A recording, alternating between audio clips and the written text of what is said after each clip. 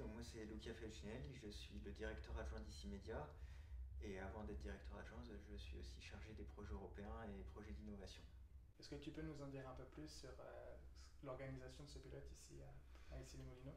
Oui, tout à fait. Donc le projet Artias, j'ai été dessus depuis avant le dépôt jusqu'à maintenant.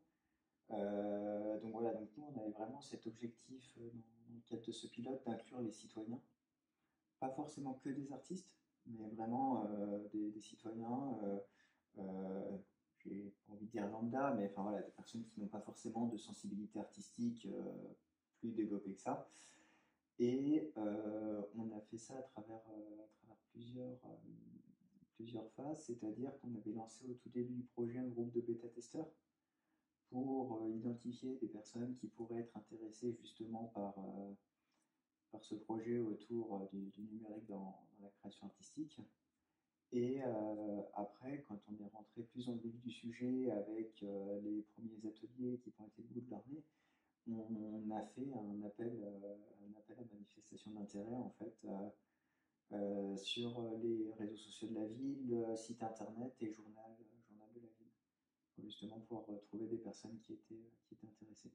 Et combien de personnes vous avez réussi à inclure dans le projet? Du coup, là, on a réussi à en inclure pour le moment 6. Mhm. Ce qui était à peu près notre objectif pour la première activité, parce que la première activité, c'était pas celle où on demandait au plus de un nombre important de personnes d'être là. C'était vraiment le but, c'était de commencer avec un petit groupe, mais justement pour pouvoir commencer quelque part et ensuite pouvoir s'appuyer sur cette base-là pour développer dans les futures activités. On en a un dans le groupe qui a été notamment très intéressé par ce logiciel-là.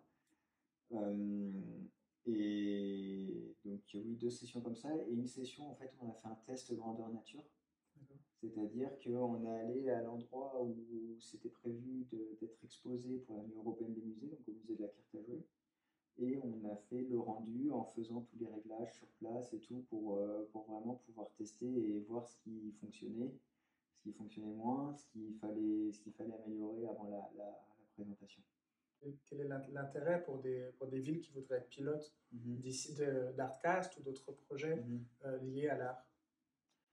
Il y a plusieurs choses qui peuvent être retirées par une ville de cette participation-là. Déjà, de un, c'est de, de permettre de s'insérer dans la création numérique, qui aujourd'hui devient de plus en plus un des piliers, hein, quand on voit un peu le développement des IA génératives, avec le développement des images par IA et tout ça. Donc là, j'ai vu que, par exemple, il y avait une grande marque de champagne qui avait lancé toute une campagne de pub uniquement basée sur des créations faites par intelligence artificielle. Donc voilà, donc clairement, on a une création artistique qui tend vers le digital, qui tend vers le numérique, et ça va très bien avec notre ville. On a toujours été une ville très avancée sur la question numérique. J'ai l'habitude de dire que le site internet est sorti en avril 96 et que par conséquent il est plus vieux que moi, vu que je suis de décembre 96, donc pour quelques mois. Mais voilà, je veux dire, là on a été cette année la première ville en France à sortir un équivalent de ChatGPT, mais pour la ville, qui s'appelle ici GPT. Donc vraiment, ça s'inscrit dans une suite logique en fait de ce qu'on fait au sein de la ville. Et on a aussi un gros projet de réaménagement du musée Mhm. qui aura lieu en 2026 pour une réouverture 2027, avec un musée notamment qui veut se doter d'outils plus modernes, on va dire, pour pouvoir continuer à attirer les visiteurs. Donc par conséquent, on peut tout à fait imaginer une intégration de ce qui s'est fait dans le cadre d'Artcast. Alors, pas forcément des œuvres qui ont été créées, mais Ouais.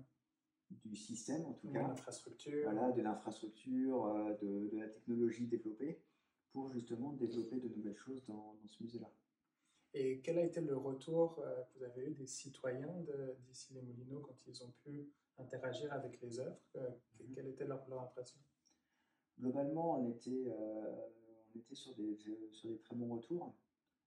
On a eu effectivement, notamment de la nuit européenne du musée, on a vu plusieurs fois des visiteurs du musée qui en profitaient pour danser sur l'œuvre, pour voir si l'œuvre suivait bien, etc. Donc l'œuvre suivait effectivement. Donc du coup, ils étaient très contents de ça. En regardant vers le futur de ce projet, il y a Mm. d'autres phases. Tu as parlé d'une ville jumelle, il y a Mm. une autre ville jumelle qui est Hounslow, Oui. au Royaume-Uni, dans la région de Londres. Mm. Est-ce que tu peux nous en dire un peu plus sur ce qui est prévu et à quoi vont ressembler les prochaines expositions? Oui, donc on a encore 3 activités qui sont prévues pour la ville d'Issy-les-Moulineaux. Donc effectivement, on en a une qui est en collaboration avec la ville de Hounslow, qui est aussi une de nos villes jumelles. Celle-ci prendra la forme en fait d'un portail où les personnes qui vont passer à Hounslow pourront voir les ombres des personnes qui passent à ici et vice-versa à Issy-les-Moulineaux. Alors bon, les 2 artistes qui vont s'occuper de ça, un côté Hounslow, un côté Issy-les-Moulineaux, doivent encore s'accorder sur exactement quelle forme ils vont donner à ces ombres et tout ça, voilà. Mais le but, c'est vraiment qu'il y ait une interactivité qui renaisse en fait entre les deux villes, un peu comme les relations entre les deux villes qui sont en train de renaître après quelques années plus difficiles. Donc justement de promouvoir ça. Et autre chose qui est importante avec Onslow, c'est qu'il y a également des échanges entre artistes qui sont prévus. C'est 2 artistes d'ici les Moulineaux qui vont se rendre à Onslow et vice-versa pour les artistes de Onslow. Donc ça, c'est quelque chose sur lequel on attend beaucoup aussi parce que justement, ça peut permettre de faire naître de nouvelles idées qui puissent échanger.